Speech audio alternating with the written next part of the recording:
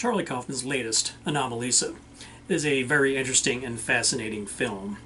Kaufman always manages to present his stories in a very fascinating and engaging way. Take, for example, Eternal Sunshine of the Spotless Mind. It's by many considered to be one of the most romantic films ever made, about a breakup.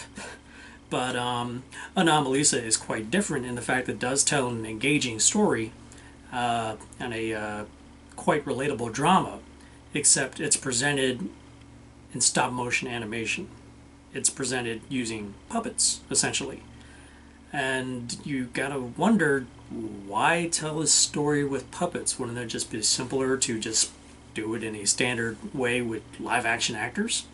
Which is a fair argument and is true, but for some reason, I don't think it would have come across as well if it was told in a traditional manner of using live actors.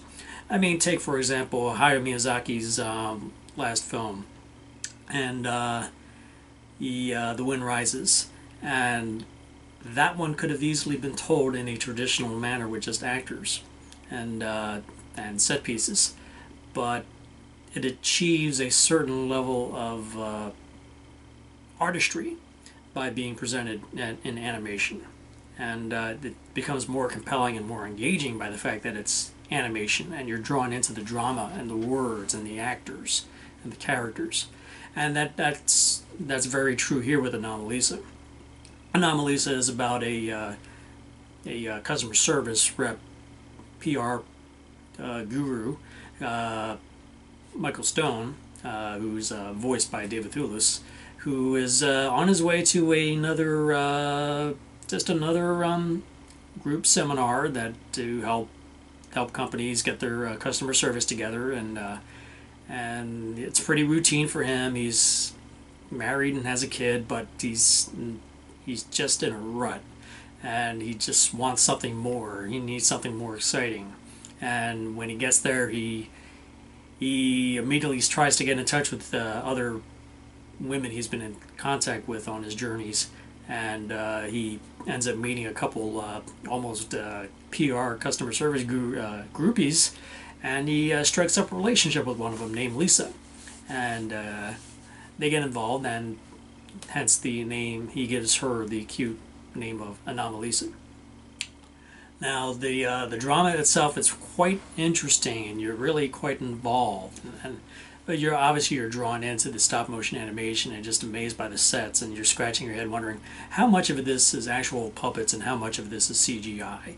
Now at a Q&A they said the only CGI that was used was to extend sets, and there are some sequences where Stone is running down a hallway, and you can see it's a very long hallway, so you can tell those were the CGI scenes. But you look at the puppets and you think maybe there's some CGI involved here, but no, these are very, I think they believe they're like foot and a half tall puppets, and they're the expression and from the eyes and the facial expressions that they get from these puppets are quite impressive. And thanks to that, the drama comes out, and you can really focus on the drama and the characters themselves. If stop motion is not your thing, you're probably not going to enjoy this movie. But if you're a fan of Charlie Kaufman, then you definitely will enjoy this movie. And it's a really enjoyable, I don't want to say enjoyable, but a quite engaging drama about this one man and his search for normalcy versus what his normal is. And in the end, you kind of it feels like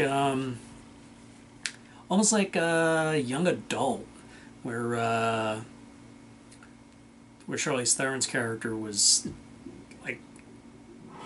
didn't grow up by the end of the movie. She was no different than when we first met her, and here in Anomalisa, it's almost like Stone is almost the same man we met at the beginning, but the journey he takes to get from point A to point B in the film is quite engaging, and thanks to the stop motion animation, it really is drawn out and captivating. So I would give Anomalisa 8 out of 10. The stop motion animation is great, the writing was great, the story was actually really good, and again, even though that I knew these were all puppets, I was completely drawn into the drama of it all. So Anomalisa, an 8 out of 10. So if you like this review, please hit that like button below.